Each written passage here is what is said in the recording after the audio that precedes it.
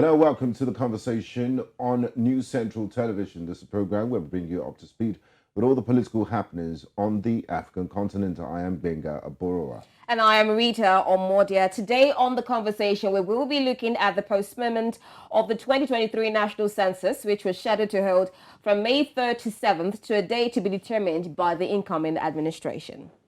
Also on the program today, we will be discussing the International Workers' Day, which is celebrated all over the world to honor and appreciate the contribution of workers and the labor class movement. So happy Labor Day to you. I wish you the same, Benga. I mean, working on International Workers' Day, one of the characteristics of being a journalist. I guess it's what we signed up for. Today's, Definitely. I mean, it's a day that makes me happy. I'd rather not be anywhere in the world than here. I love it that That's we're so working. touching. Are you not happy that you're working? I'm happy. I love this job so much. We all love the job. That's why we're here, right? But it's interesting to see the fighting still going on in Sudan. Yeah. There's an attempt, or there was an extension of the curfew. Of the ceasefire. But I don't think both parties are honoring it. I really don't know what it will take. Will it be the Sudan's military in the person of Abdel Fattah Burhan, or will it be the paramilitary support forces who will actually give way? Because one of them has to give way for peace to actually occur in Sudan. And we've seen a lot of evacuation efforts going on. We're hoping for those who are still stranded that the government will come in place too, because it's not easy. We saw videos of people in the desert spending 3 days on a journey, 4 days without food. It's really sad. Really sad situation there. Yes, but moving on. President Muhammadu Buhari has approved the postponement of the 2023 National Census, which was scheduled to take place from May 3rd to May the 7th, to a date to be determined by the incoming administration. The decision was made after a meeting between the President and members of the Federal Executive Council and the Chairman of the National Population Commission.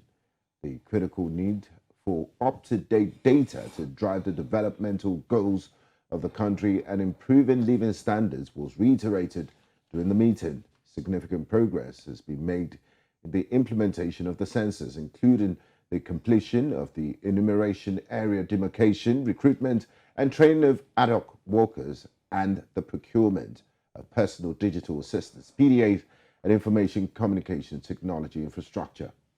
Now, President Buhari commended the methodology being put in place by the Commission to conduct an accurate and reliable census, especially with the use of technology. The President directed the Commission to continue with preparations for the census to sustain the gains already made and provide the incoming administration with a basis to consolidate these achievements. The meeting was attended by various ministers and government officials, including the Attorney General of the Federation and the Minister of Justice, the Minister of Finance, Budget and National Planning, the Minister of State, Budget and National Planning, and the Secretary to the Government of the Federation. Now, joining us for this discussion, we have Isiaka Yahaya, Director, Public Affairs, National Population Commission. Thank you so much for joining us on the conversation. Viewers, it is my pleasure to be on this program. Thank you. So first of all, let's do a bit of background work to what we had before. So can you tell us more about the original schedule for the 2023 Population and Housing Census and the reasons why it was put at that specific time in the first place? Sorry, can you come again? I said, could you tell us more about the original schedule for the 2023 Population and Housing Census and the reasons why it was scheduled for that specific time? Yeah, thank you very much. The 2023 Population and Housing Census was originally scheduled to be conducted from 3rd to 7th of May 2029. In coming up with that date, the Commission was working on a very tight timeline, and we wanted enough period that would insulate the census process from the electoral process. So our intention was to conduct the census after the election, when the election will have been won and lost, and we're actually working towards this, but the rescheduling of the governorship election, left us with little time to insulate the electoral process from the census process. So that's why initially we chose that date, and then it became obvious that some of the reasons why we postponed why we decided to hold the election after when we decided to hold the census after the election, was no more valid because of the rescheduling of the governorship election. So that is the main thing. As we are now, as you are aware, the federal government has announced the postponement of the election, though we feel comfortable at the commission to refer to this directive as more of rescheduling, because the census process, to a large extent, has actually started, with all the activities we have implemented, starting from the enumeration area demarcation, the conduct of the pretest and the trial census, recruitment of the ad hoc workers. Isiaka, sorry to cut you short, but there was something you said about the governorship election. It was just postponed for 1 week. So how much effect did it actually have that it will cost for the rescheduling of the national population census of something that has been planned for a very long time? It was just a week that the election was postponed for. Yes, given the tight timeline in which we operate, 1 week is a whole lot of time, in the census process, and particularly in terms of allowing the electoral dust to settle down and for us to pick. It may just look for 1 week, but the implication, for what all we need to do is far more than that. In any case, it became obvious that if we were to push the census forward to too close to the 2023 handover date of May 29, there will be further problem. So that postponement for 1 week is really a lot for us.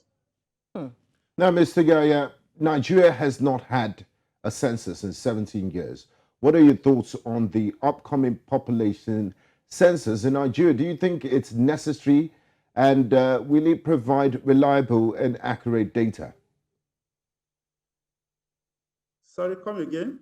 I said we've not had a census. Nigeria as a country has not had a census in 17 years.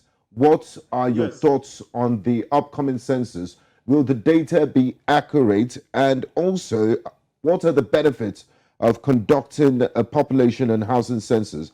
How would it improve the lives of ordinary Nigerians? These are the questions they want to know. Honestly, I'm sorry, the audio is very bad here. I guess we are asking what the commission has done to make the census accurate and reliable. Am I right? Yes. Yes. Why is it necessary, since we've not had a census in 17 years, and how would it improve the lives of ordinary Nigerians? Okay. Well, yes, it has been a 17-year-long period. The 2006 census, the next census after 2006 will have been due by 2016. And we started working. And in preparing for the 2023 census, we were so conscious of the fact that first we need to lay a solid basis, not just for the conduct of the next census, but even future censuses. So what we did, which is very significant, is the enumeration area demarcation. It was done in such a way that it has never been done before, and it was done in such a way that every part of the country was delineated and georeferenced. In other words, we capture all the buildings in the country. They are not only captured, we also have the GPS coordinates of those buildings. So what that means that when the enumerator goes out to carry out enumeration, he has his assignment clearly cut for him in such a way that omission will be difficult. The questions will be asked that why didn't you count this place?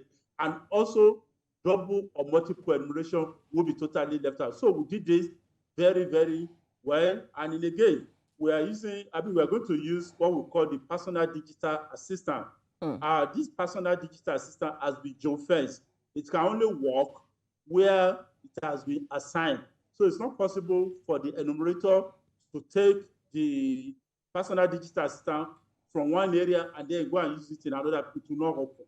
So all these are safeguards that we have done to ensure that the result of the 2023 population analysis census will not have what we call either coverage error or content error. Of course, the coverage error can be under or over-counting or even post-enumeration. This is totally unimaginable with the methodology we have put in place, because as the enumerator goes out doing his work, is under the dialogue. We are monitoring the houses as they are being enumerated. And of course, the content error is such that if you provide a kind of information that is not consistent, for example, you are a child of 12 years and you say you have 3 or 4 children, obviously the system will throw back that this is not possible. This usually is what we call consistency checks, and it takes months to do that, in a non-digital sense. But because of the technology we are going to adopt, we're able to avoid what we call coverage and content errors. All right, you've spoken a lot about the methodology for this census, but looking at what the Minister of State for Budget and National Planning, that's Prince Clem Agba, he put the total requirement for the head count, including post-census activities, at about 869 billion naira. That is about $1.88 billion. And we've seen a lot of people who have been criticizing the amount that has been put for this activity, looking at also the situation of the economy in the country. I mean, what do you have to say to these arguments and these question marks that people are putting on the amount, about 869 billion naira, when we also know that there's also been questions of corruption when it comes to this census activity? Well, thank you very much for that question. First, in coming up with the with the 2023 Population Analysis Census, Commission was concerned about doing the best job possible at minimal cost. That's the first point I want to make. The second point is that this cost is not a fresh money we are requesting from the federal government. It's also what we have spent so far up to this period. As if you can recollect what the Minister of Minister of State for Budget and Planning said, he said we have expended about 261 billion. Of course, this includes the cost of the enumeration area demarcation, the procurement of personal digitals and others. So it's not as if that money is what we request now. Some of those money they have been spent. And again, it's not only for the enumeration. It also includes cost of disseminating the census data above national, state, and local government area level. And one point you must also note is the fact that the bulk of this cost is going back to the society. Is the amount to be spent on enumerator. We're going to have about 1 million enumerator. So if you count it that, we're going to employ them for a minimum of 3 weeks, and we're going to pay each one of them 12,000. Of course, some of them will collect more. When you look at that, that's a huge money, that we're going to spend on the training and deployment of enumerators. And this cost is also going back to this community, going back to the side, because we're also empowering millions of Nigerians, people who have not had any source of income, for several years. And here we are giving them some ranging from 150,000 to 200. So this will also have an impact on the economy. But more importantly, which we need to put in perspective, is the fact that the 869 billion that we're going to use for the census over a period of almost 10 years, when you look at the percentage in relation to the annual budget of Nigeria, discover that cost is not too much. For example, the budget for 2023 budget is about 20 trillion. And when you look at 20 trillion, the percentage, 869 constitutes only about 4%. Are you saying that 4% of an annual budget is too much, to count your population that you have not done for 70 years? Obviously not. Because when you do this, you are even going to know how you can spend this money maximally, not only for 2023, but even for the next 10 years that you don't need to conduct census again. Now, Mr. Isiaka Yaya, the National Population Commission in the past has been accused of being politicized. We also noticed that the government decided not to include information about religion and ethnicity in the census. How will this affect the outcome? What necessitated that decision, and what is the NPC doing to ensure its independence? Well, the independence of the National Population Commission is guaranteed, by the 1999 Constitution as amended. Section 53 of the third schedule state that the National Population Commission shall have power, and are not subject to authority of any in the deployment and conduct of personnel for the service and conduct. So that independence is something we have taken very serious and we are working on it. But more frontally, to address the issue of ethnicity and religion. Well, not including ethnicity and religion is just the best option for us. It's going to produce a less controversial census that will also be devoid of rancor. No doubt, information about ethnicity and religion, is important for whatever planning you want to do. But within the context of Nigeria, these two items have become sources of controversy.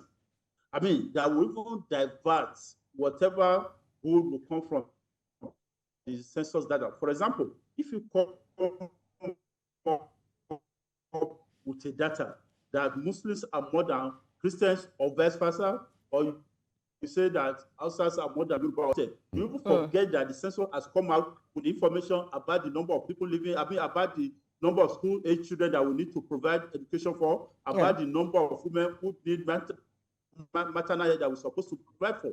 And these are very, very vital, that information that will very, very relevant to the welfare of the people. And in any case, if you want to go to school, it's not a question of ethnicity or religion. Schools will still have to be built. If you need healthcare, it's not a question of ethnicity or religion. Information hospitals will still need to be built, and nobody will ask you whether you're a Christian or Muslim before you either go to school or to hospital. So it's better for us at this stage to eliminate sources of error that will remove all the gains that we seek to derive from the 2023 census. And looking at the gains that we hope to derive from this census, it's been 17 years since the last census was conducted. I'm going to go back to the question again. And a lot of people are still wondering, why did it take Nigeria 17 years before coming to have the census for 2023? And most people would have thought that the census would have been done before the elections. You talk about so many things that this census would have done. So why didn't it happen, or why wasn't it scheduled before the elections rather than after the elections? It's a very long story. First, the electoral process is not just the conduct of the election, or even issues that will complicate the census process, in relation to election. It's not something that will only happen, for example, only in February 2023 and March, when the election was conducted. You realize that the political activity started much earlier. Late last year, the electoral campaign for primary elections started, and all the political parties had their primary. So that wouldn't be a good time for us to go ahead, with the census, because obviously all the outcomes of the primary election will also be a problem to us. So you agree with me that the period for anything from 2022 up to when the election was conducted will not be a perfect period to conduct election. To conduct the census. In the intention is to insulate election from census. And why it was not conducted before 2020, 2021, well, that's really a big question. That may not be, that the National Population Commission will not be able to respond to. Why? Perhaps the federal government, that's the authority, has, they look at the wider picture. As far as we are concerned, we're ready for the census much, much longer than now. But you also realize that around that 2020, COVID was there. That could also have been one of the reasons why the federal government did not give us the go-ahead, and quite a number of complex issues. But for us at the Commission, we're always ready to conduct the census whenever it is due. But the federal government has the ultimate responsibility of not just providing the fund we need, but also to give us the go-ahead. And of course, we did not get it. Now, just before we wrap up our conversation, I'm sure a lot of Nigerians would want to know, and speaking to a Director of Public Affairs of the National Population Commission, the benefits that we stand to gain as a people. What benefits do you think a credible census can bring to nation building, and how can the government effectively leverage this data that you will be collecting to plan for social services, infrastructure, and economic development? and make sure it's not just a ritual and just a mere exercise? Definitely not a mere exercise. It is a well thought out program designed to change the way governance is being done in this country, to provide those who have decisions, those who have the authority to allocate resources with tools. Nigeria has a very rapidly growing population. You know, when since the last census was conducted, it means all Nigerians or all citizens who are 70 years above, they've not been counted. We don't know them. As far as they were concerned, they are not known census-wise. So how can we begin to leave a significant proportion of our population out? And these are the base of the population. Those who need education more, those who need health services more, those who need employment more. All these people, they've never been counted in the last 70 years. So counting these people, knowing where they are, their characteristics, their distribution composition across, will make it possible for Nigeria to plan effectively, you know, for the younger population. And as you know, the youth are not just the leaders of tomorrow, but even of today, that we need to invest a lot. If we need to invest on them in terms of education, social infrastructure, investment, health, and other, we need to know them. We cannot begin to plan in hydro. The novelty of the 2023 census that the questionnaire is so robust that it will provide information on everything you need to know about the people. It's not just that we are counting the population, you know, asking for their social demographic characteristics. We are also doing what we call an housing census, because that means that we want to know the facilities that exist in those houses, whether the sources of electricity, internet, sanitation, where the type of tiles, the number of rooms available. So it will even provide so many other information that we need to improve the living standard of the people. Okay, now quickly, a lot of Nigerians are also wondering, is there any likelihood that this census will happen this year? Because what we are having is a yet to be determined date. So we are going from elections, which were postponed for just 1 week. We went over to handover, which is going to happen. And by then, a new administration will come in place. So is there any likelihood that we will still have the census happening this year? Well, we are confident that it's going to happen this year, because what we have done is so impressive. The level of preparations, you know, it's just as if we are in the final stage to cross the T's and dot the I's. So, and what we have done is so transparent and so robust that it doesn't take much from the incoming administration to accept to conduct the census. It's only for them to develop the necessary political will, you know, to go ahead. And that political will not fall from heaven. It will be based on the quality of preparations we have put in place. So we believe that this administration also, the incoming administration will also be interested in improving the